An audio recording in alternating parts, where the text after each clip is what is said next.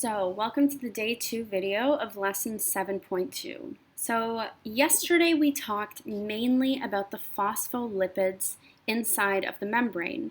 We said that there were hydrophilic heads, which love water, and hydrophobic tails, which hate water, and together they form a membrane bilayer, where the tails form an oily environment on the inside, and the heads face the water on the outside and the inside of the cell, which is, a watery environment. So, what we're going to get into today is that the membrane is not just made up of phospholipids. There are many other components, and these components have their own special jobs which are vital to the membrane. So, the membrane is mainly made up of phospholipids, but between these phospholipids, there are many different structures that have very important jobs in here. So, these structures include cholesterol, proteins, and carbohydrates. You probably have heard of them. So the first one we're going to talk about are proteins, and we're going to get into proteins a lot more in our next lesson, but today we're just going to give the basics. So some proteins are called receptors. Receptors are found on the outside of the cell or even on the inside sometime, and their main job is to receive signals from the environment to tell the cell what to do. So let's see here. A receptor is very specific to which signal it sends, and remember, cells communicate not by speaking, but by sending chemicals to one another. So for example, if there was a problem in the body and the body needed to let those cells that were exposed to the problem needed to let the rest of the body know that there was a problem, they would send out a chemical signal which would bind to some cells, but not all cells. So whichever cell has a receptor for this particular signal will be able to react to that signal. But you can have another receptor so that you can pick up different signals from the environment. So receptors are basically proteins which allow the cell to communicate with other cells by binding to very specific signaling molecules, right? So this is the message, this is the receiver, and then it tells the cell what to do. So that's what a receptor molecule does, or a receptor protein. Another very, very important protein that is found inside the cell is a transport protein. Transport proteins basically pass through the entire membrane. See how the protein starts up here and it ends down here and it goes straight through the membrane?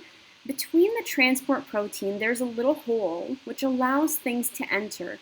Remember yesterday how we said that charged molecules or larger molecules can't just go straight through the lipids or the phospholipids because they would interact too much or they can't dissolve in oil or they're too large? If these types of molecules or substances want to enter the cell, they have to have a specific transport protein which allows them to enter. So a transport protein is basically just a door that opens, allows things to enter, and then closes again. They're very specific in who they allow to enter their cell, right? Okay, so those are the two types of proteins. Now let's talk about cholesterol. You've probably heard about cholesterol as being the worst thing in the whole world and, oh, you should never have cholesterol. But the truth is, cholesterol is extremely important in the body. Obviously, too much of it is always going to be a bad thing. Too much of anything is a bad thing. But cholesterol plays a vital role in your cells, okay? So the first thing you need to know is the cell membrane, just like any oily substance, is subject to different temperatures and reacting to them. So if you ever take, let's say, go home now, you're at home, take some olive oil and put it in the fridge and come back an hour later and see what happens. You'll see that it'll turn into a solid substance or just this really gooey, solidy-ish substance, right? The same thing happens with the phospholipids.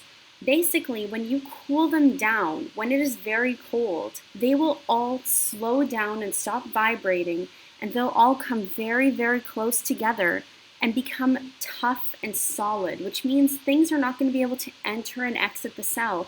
And because of this tough, solid substance, the whole cell membrane could easily be broken, right? So that's what happens when you cool down a cell membrane. It becomes tough and solid because the molecules are no longer vibrating properly, so they come close together. And you guys know that when substances come closer together, they tend to become more solid-like. The opposite happens when you heat up the cell membrane. When you heat up the cell membrane, these molecules start to vibrate really, really quickly, and they start to separate from each other. And in that way, the cell membrane becomes too fluid, and it does not allow, the gaps between these become too much, and in fact, the cell membrane will start to degenerate and maybe even break, right? Or it'll start to fall apart. This is where cholesterol comes into play. Cholesterol basically inserts itself within the phospholipids, and cholesterol basically holds the whole cell membrane together. So, let's say we cooled down the cell membrane and all of these got super, super, super close to each other. The cholesterol would be here to separate them from each other, to allow them to continue to move and to keep them fluid. Or let's say we heated up the cell membrane really, really hot, right? If I brought cholesterol in here, all of these would try to stick to the cholesterol and it would bring them closer together. So cholesterol is actually an amazing molecule because it will help cells. When it gets cold, it'll keep the membrane fluid, and when it gets hot, it'll keep the membrane nice and tough and strong and stop it from falling apart. That's why cholesterol is an extremely important substance to have within your membrane. And as you can see here, cholesterol is able to mix with oil, which means that it's going to be found on the inside of the membrane, not on the outside, because cholesterol is hydrophobic. It does not love water. It wants to be here inside of this nice oily environment. Okay? All right, and the last substance we need to talk about are carbohydrates. Carbohydrates are found on the outside of the cell membrane, and carbohydrates, as you guys know, are made up of sugars. So let's say these are different sugar molecules, and you can have different looking carbohydrates. So you can have one that looks like this with 3, one that looks like this with 2, ones that are just flat. And basically, the job of these carbohydrates are basically to be like an ID card for the cell. So if your body was trying to identify what type of cell it is dealing with, it would go and check the carbohydrates at the top of the cell and see which type of cell it is, because every cell would have different carbohydrates on it, which means that you would be able to identify which cell you are actually looking at, right?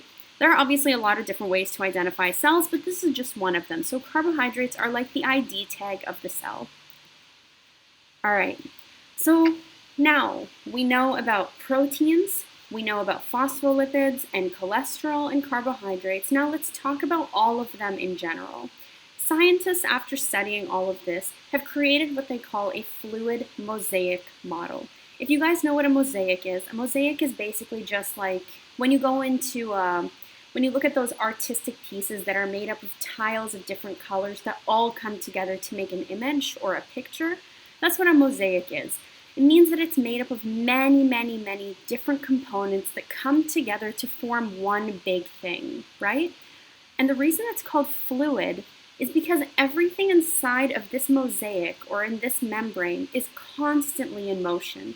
Things don't stay in the same place for very long. So for example, if this protein is here, a couple minutes later, it might be here. It's because things are able to move between the sea of phospholipids and go from place to place depending on where they're needed around the cell. So let's say this is a transport protein. See how there's a hole in it which allows things to enter? Let's say right here the cell needs it to be here. But then later on the cell needs it to be there. It will move over there and it'll continue to do its job somewhere else by moving between all of these little phospholipids and past all of these other things. All right? So this is called the fluid mosaic model because the cell membrane is a mosaic, meaning it's made up of many different types of components. And it's fluid because things are constantly in motion inside of the cell membrane, right? Okay, now guys, as soon as you're done this, I want you to go and watch this video. It is found in your Shobi page, so you're not actually going to have to go and type any of this. Just go click on it, and you'll be able to see the fluid mosaic in action. It is really amazing, okay? All right. And as soon as you are done watching this video and that video, you're going to go and you're going to do your day 2 quiz on Google Forms. And of course, if you have any questions, you can come back and rewatch this video. And if you really don't understand, you can send me a message on Shobi. So good luck, everybody.